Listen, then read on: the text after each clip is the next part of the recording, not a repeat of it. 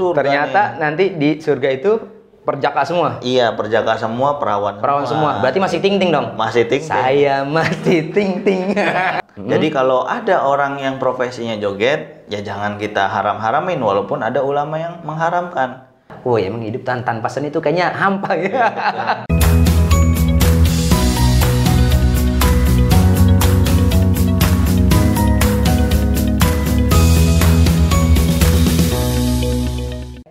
Sahabat ngobras semua, nanti kita akan bertemu lagi di segmen selanjutnya. Tapi sebelum itu kita saksikan video-video dari sahabat ngobras semua.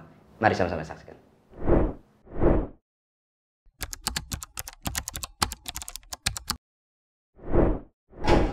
Sekarang nih kan tren prank dan joget di TikTok itu benar-benar booming. Nah, sebenarnya boleh nggak sih kita jadiin dua hal tersebut jadi sumber mata pencaharian kita gitu? Boleh nggak sih Ustadz? Iya, terkait joget tok-tok. Itu kadang masyarakat ketika disebut tok-tok langsung pandangannya itu negatif gitu. Padahal ada sebagian orang yang melakukan tok-tok itu hanya untuk aktualisasi diri mereka. Nah, itu bagaimana pandangan Ustadz tentang hal yang seperti itu? Terkait prank, ada orang yang menjadikan prank ini sebagai sarana hiburan, sebagai sarana mencari uang gitu ya. Nah, itu bagaimana hukumnya Ustadz? Gimana kalau orang tersebut contohnya ingin ngeprank temennya, ingin ngasih surprise gitu ya, tapi dengan cara yang nggak bener, kayak bohong, terus yang sekarang kita lihat coret-coret mobil atau apa, tapi niatnya itu baik, kayak mau ngasih kejutan, nyenengin temennya, nanti di akhir itu gimana? Pengen sesuatu hal yang baik tapi dengan cara yang ya kayak gitu, bohong dan sebagainya. Kemudian pertanyaan selanjutnya, bagaimana jika prank tersebut settingan dan hanya untuk keperluan media atau hanya untuk kebutuhan konten? Ya sahabat ngobras yang dirahmati Allah Subhanahu Wa Taala, masya Allah tadi banyak banget pertanyaan-pertanyaan dari sahabat ngobras terkait dengan joget, tok-tok dan prank-prank di media sosial yang lagi rame, yang lagi booming pada saat ini. Kita akan kulik lagi, kita akan bahas lagi tentang hal-hal yang tadi sudah ditanyakan oleh sahabat ngobras sekalian. Nah, kita langsung ke Ustadz Ahong. Ustadz Ahong, kita balik lagi nih, kita bahas lagi nih. Siap. Masya Allah. Joget-joget di TikTok untuk mengaktualisasikan diri. Bagaimana tuh pandangan syariat? Satu, khusus dengan syariatnya, pandangan syariatnya gimana? Kemudian juga ini kan seni juga tuh. Bagaimana memandangnya tuh? Gimana, Ustadz? Ya, begini. Jadi orang yang ingin mengaktualisasikan dirinya itu biasanya kan ada tujuan tertentu. Oke. Ya, orang misalnya tampil di media sosial yang dilihat banyak orang begitu, walaupun misalnya awal-awalnya baru sedikit, terus nanti dia punya tujuan supaya followernya nambah banyak begitu. Setelah itu dia berlatih cara ngomong, cara mengaktualisasikan dirinya biar enak dilihat sama orang gitu kan, biar enak ditonton sama orang. Nah, kemudian nanti itu bahkan bisa menjadi profesi gitu, selebgram gitu kan, atau misalnya yang di YouTube jadi YouTuber, itu kan jadi profesi tersendiri. Dia bisa mendapatkan penghasilan dari aktualisasi dirinya itu. Bagaimana tuh pandangannya tuh? Nah, ini kan sebenarnya suatu hal yang positif. Jadi menggunakan media sosial untuk mencari rezeki, untuk mencari penghasilan. Nah, ini ya tentu jelas dalam agama boleh, dibolehkan, boleh, mubah ya, mubah bahkan kalau misalnya motivasinya dia udah punya keluarga gitu, motivasinya wah ini lumayan juga nih buat tambahan perekonomian keluarga, tambahan penghasilan. Nah, ini kan motivasinya yang tadinya mubah bahkan bisa menjadi sunnah begitu. Jadi sebenarnya nggak ada masalah ya. Nggak ada masalah. Kita mengaktualisasikan diri kita, dan Islam juga nggak bertentangan juga dengan seni. Iya. Itu kan? Jadi emang kan nggak ada, kalau dalam syariat itu selagi nggak ada nas yang melarang, itu berarti hukumnya boleh. Nah, yang boleh ini bisa menjadi sunnah apabila motivasinya itu untuk kebaikan. Gitu, jadi apalagi kan namanya seni kan tidak bertentangan dari dalam syariat kan, selama dia tidak merusak syariat itu sendiri misalnya gitu ya. Nah, Bang Ambia, saya mau kutipin quote-nya almarhum Kiai Haji Zainuddin MZ. Oh, ayah Zainuddin MZ. Iya. Ilmu itu bisa membuat hidup kita jadi mudah. Oke, karena dengan kita ilmu wawasannya luas. Oke, dengan ilmu hidup menjadi mudah. Iya, apa-apa tahu, nggak Oke. gampang nyalain orang, Oke. nggak gampang bully orang, Ya. karena kita luas pengetahuannya. Seni bisa membuat hidup kita jadi indah. Oh, jadi dengan seni hidup menjadi indah. Iya, kayak ini nih, joget-joget, kayak gitu kan.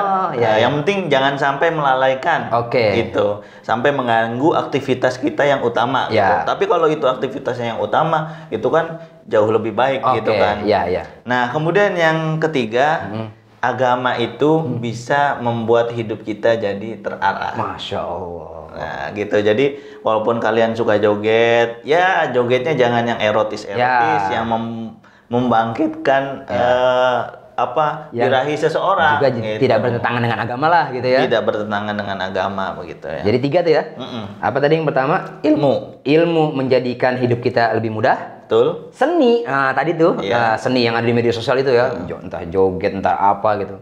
Itu membuat hidup kita lebih indah. Woi, emang hidup tanpa seni itu kayaknya hampa ya. Jadi dalam Islam tuh jangan dikira cuman hitam putih Ya, haram ya. doang gitu. Ah. Banyak seni-seni dalam Islam. Oke, kemudian yang ketiga tadi agama ya. Agama. Agama hidup kita menjadi terarah. Terarah. Masya Allah. Kita bisa menjadi konten kreator tapi tidak bertentangan dengan agama. Wah, Masya Allah ya. Makanya ngikutin terus ngobras biar enggak ketinggalan. Ngobras terus bareng Iya, saya biar kita belajar agama bareng-bareng gitu kan. Masalah kita akan jawab juga pertanyaan selanjutnya nih. Banyak Ya. banget tadi pertanyaan dari sahabat ngobras semua. Ada juga pertanyaan sebenarnya yang sudah kita jelaskan di segmen sebelumnya ya. Iya. Nah, maka dari itu kalau sebelum nonton segmen ini, tonton dulu segmen sebelumnya agar nyambung nih Betul, ya. betul. Obrolan kita, obrolan asik syariah ini. Oke, ini ada pertanyaan dari sahabat ngobras juga. Ini pertanyaan tentang joget sebagai sumber pencarian tadi. Joget atau ngeprank orang itu dijadikan sebagai sumber mata pencarian kita. Bagaimana tuh? Sedikit aja Ustaz Ahong. Ya. Dikulik aja sedikit. Pertama, joget itu ulama beda pendapat. Jadi kalau ada orang yang profesinya joget, ya jangan kita haram-haramin walaupun ada ulama yang mengharamkan. Karena ada juga ulama yang membolehkan, ada yang memakruhkan. Nah, itu kembali ke masing-masing. Jadi Oke. jangan sampai kita mempropagandakan wah joget haram, musik haram, sehingga orang yang tadinya profesinya itu Ya. jadi meninggalkan profesinya.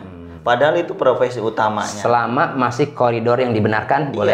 Iya. Oke. Jadi kan ulama masih beda pendapat gitu ya, nggak mutlak haram. Oke. Itu kalau ya termasuk yang ngeprank juga kayak gitu. Jadi tadi di segmen sebelumnya kita udah jelasin bahwasanya Nabi juga pernah ngeprank nenek-nenek. Awalnya Nabi buat nenek-nenek itu sedih karena nyebutin Ya. di surga nggak ada nenek-nenek. Dia sedih gitu kan.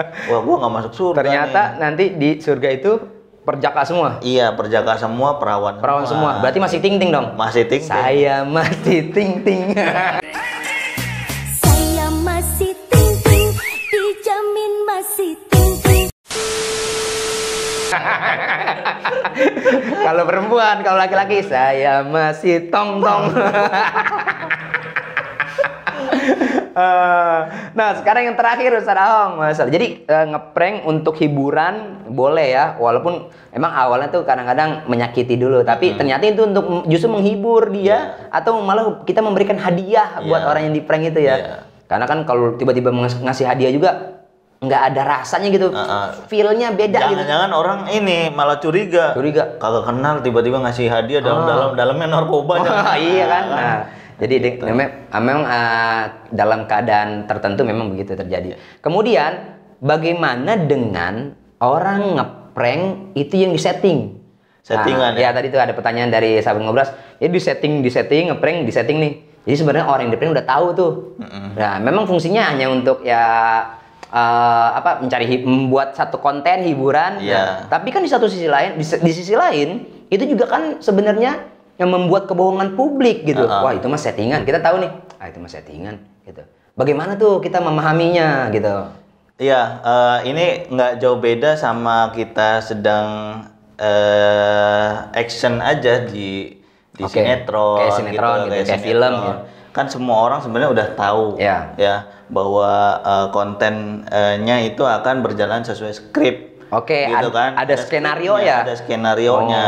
Itu bukan membohongi publik karena kan nggak merugikan publik juga, bahkan itu menghibur gitu kan. Menghibur. Jadi dia menyampaikan sesuai dengan keinginan pasar biasanya gitu ya? Iya, jadi kan tim biasanya tim ini udah riset dulu sesuai pasar. Tim kreatifnya lah ya. Tim kreatifnya udah riset dulu kan. Nah terus dibuatlah sesuai skenario. Kayak gini nih kayaknya nih. Begini, gitu. Jadi itu bukan suatu kebohongan publik. Bukan. Jadi boleh aja. Boleh. Selama tidak ada kebohongan. Man lam yada qaulazur gitu ya. Tapi itu kan bukan qaulazur kan? Tapi kan dia yada ya, menolak satu perbuatan yang bohong itu. Betul. Berarti nggak ada masalah dong. Nggak ada masalah. Oke. Berarti semua pertanyaan dari sahabat Ngobras semua sudah dijawab oleh Ustaz Ahong. Masya Allah. Jadi sebenarnya kalau ditarik kesimpulan dari awal sampai akhir, itu joget di tok-tok boleh selama tidak memberikan kemudaratan buat orang lain, selama dalam batas kewajaran gitu ya, tidak membuka aurat gitu ya, tidak bertentangan dengan syariat lah gitu ya. Kemudian prank juga boleh saja selama itu hanya untuk hiburan dan tidak memberikan kemudaratan pada orang lain, boleh juga. Betul. Apalagi di akhirnya diberikan hadiah kepada orang tersebut, sama seperti Nabi ya.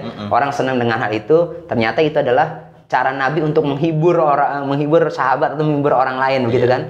Mungkin ada juga sebagian orang prank untuk menghibur, tapi ada juga prank yang untuk menyakiti orang itu. Ya itulah yang tidak dibolehkan dalam agama. Nah, mudah-mudahan bermanfaat yang sudah disampaikan oleh Ustaz Ahong. Insya Allah kita akan ketemu lagi di program Ngobras selanjutnya, Ngobrol Asik Syariah bersama saya Ambia Dahlan dan Ustadz Ahong. Dan jangan lupa di subscribe, kemudian like, share, dan komen. Bagi sahabat Ngobras yang ada memiliki pertanyaan-pertanyaan, bisa langsung komen di komentar yang sudah ada di bawah ini. Kemudian jangan lupa tonton terus Ngobras seminggu satu kali, dalam seminggu sekali ya Ngobras ini. Mudah-mudahan bisa mencerahkan dan membawa manfaat buat sahabat Ngobras semua. Bila ada kesalahan dan kekurangan kami mohon dimaafkan. Wassalamualaikum warahmatullahi wabarakatuh.